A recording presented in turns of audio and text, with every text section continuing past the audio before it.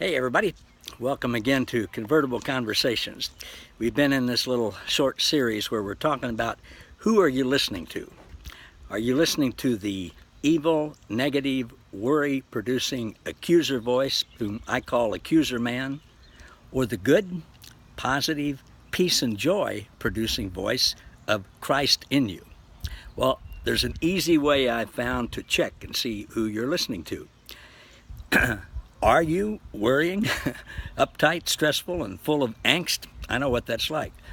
If that's your condition, well, you're not listening to and trusting Jesus. And I'm not condemning you or preaching at you. I know this from experience. We're listening to the accuser man. Or are we at rest and peaceful and full of joy? If we are, then we're listening to the Spirit of Christ in us, who produces the fruit of the Spirit, the first of two of which are joy and peace. We've been looking in Matthew chapter 6. Jesus is teaching here, and today I'm going to start with verse 33. He gives us the alternative to worry. And Jesus says, seek first the kingdom of God and His righteousness, and then everything else will be given to you. Now that doesn't mean that you seek to try to become righteous. It's that you seek to learn and review and internalize the truth that He has already made you righteous. Then there's no worry. He says, don't worry about tomorrow. Tomorrow will worry about its own things. Sufficient for the day is its own trouble. All right, let's get the main point of this, at least in my understanding. We all have the same types of things in our lives. Nobody has it any better or worse than anybody else. There are two voices competing for our mind's allegiance. The evil accusing voice tempts us to worry and doubt. The voice of Jesus encourages us to trust and believe. When we worry, we're not trusting God. You simply cannot do both at the same time. Jesus says you can't do it. When we worry, we don't experience Jesus' abundant life. Worry actually hurts us relationally. It hurts our health. It hurts us in all kinds of ways. Now, we're all going to be tempted to worry. That's a given. So what do we do? I mean, think about it.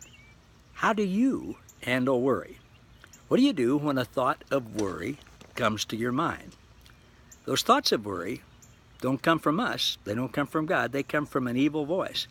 We can listen to God or the evil voice, accuser man. Jesus said, don't worry about tomorrow. Now, in the old King James, they translated it this way. They said, take no thought. We can take a thought from the accuser man or leave it with him. The original Greek actually means don't be anxious or troubled with cares. And the key word there is troubled. We all have cares. I mean, we know that we need a certain amount of money to make it through each month, and we care about that. We know we need a certain amount of time to do what we need to do, and we care about that. We know that we need our health to be such that we can function well and hopefully enjoy life. We care about that. We want our loved ones to have good health and good circumstances. We care about them. We all want friends that we can enjoy life with. We care about them. Those are the realities of lives that we care about. But Jesus said, don't be troubled by those cares.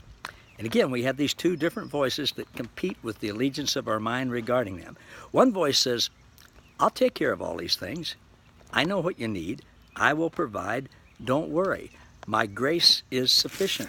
You can trust me. We can listen to that voice and experience rest and peace and joy. The other voice says, nah, you're not going to have enough. You'll probably get a bad health report. This won't go the way you want it to. You won't have enough time. You won't feel good enough. Those other people don't like you. You really can't do that. When we listen to that voice, we'll worry and be troubled. Now, here's something you may not know. That voice doesn't usually say, you won't have enough. The voice is deceptive. It sounds like your own voice, and it deceptively uses first-person singular pronouns. That voice, you will hear that voice saying, I don't have enough. I'll get a bad health report. I won't have enough time. I won't feel good. Those other people don't like me. I won't make it. Now, here's what's extremely important.